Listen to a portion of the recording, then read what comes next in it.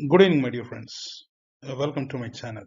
So today we are going to discuss about the two triangles. So the two triangular spaces which are present in the scapular muscles. Okay. So upper triangular space and lower triangular space of scapular muscles that we are going to discuss. So those who have not subscribed to my channel, please do it now. So let's get started. So how we can identify these triangular spaces in the scapular muscles. So in between the scapular muscles, these are all the scapular muscles which we are seeing from posterior aspect. So here you can see the spine of the scapula. Above that spine, we can identify supraspinous fossa consisting of supraspinatus, below the spine, infraspinatus, and the lateral part of the scapula, which is giving origin to the two muscles called as teres major, the bulky belly muscle below. Above one is teres minor. So the triangular spaces which we are going to discuss is upper triangular space.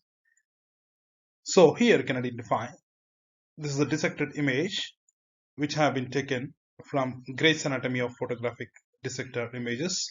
And here you can see the upper triangular space. Let me explain the boundaries of upper triangular space. Now coming to the boundaries of upper triangular space, here you can see that the apex, there's a triangular shape, and the apex is formed by the joining of above boundary and the below boundary. So above the boundary is formed by the teres minor, below boundary is formed by teres major. So above boundary is teres minor, below boundary is teres major. So these two boundaries are meeting with each other and forms the apex, which is present towards the lateral border of scapula. And the base is formed by the long head of triceps brachii. Long head of triceps brachii, and laterally it is present laterally, and also it is forming the base. Okay, that is about the upper triangular space. Let me show you that. So this is the upper boundary. It is formed by the teres minor, and here you can see the base or so the lateral border, laterally or base, we can identify it is formed by the long head of triceps brachii, and below it is formed by teres major. So the fusion of above boundary and below boundary, it is forming the apex of upper triangular space. Now what are the contents of this upper triangular space? Oh, circumflex scapular artery, it is a branch of the third part of the axillary artery branch. Okay, so third part of the axillary artery, which from the third part we can identify three branches are coming. One is subscapular artery, then anterior circumflex and posterior circumflex humeral arteries. Then from the subscapular artery, so the circumflex scapular artery is coming, and it is crossing the lateral border of scapula and runs at the closed surface of the scapula, and it is going to anastomose with the suprascapular artery and the transverse cervical artery, and completes the anastomosis around the scapula. Okay, that is about the upper triangular space. So here you can see that circumflex scapular artery. This is the circumflex scapular.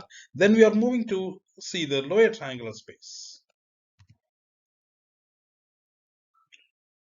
Yes, another triangular space called as lower triangular space. It is diagonally opposite to the upper triangular space. So here you can see the upper triangular space, and this lower triangular space is diagonally opposite. And let me explain the boundaries of the lower triangular space. So the lower triangular space, above boundary it is formed by the teres major, and then medially it is formed by the long head of triceps brachii, and laterally it is formed by lateral head or shaft of humerus, and above the spiral groove, which we can identify the lateral head of triceps brachii. So these are the boundaries of lower triangular space. So above boundary is teres major, then medial boundary it is long head of triceps brachii, and lateral boundary is by shaft of humerus. Shaft of humerus.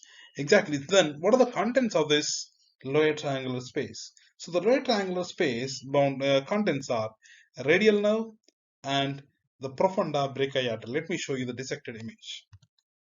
So this is the medial boundary, and this is the lateral boundary, which is formed by the shaft of humerus. Above boundary is formed by the teres major. Then this is the dissected image to show you clearly the lower triangular space. So this is upper triangular, and this is the lower triangular space.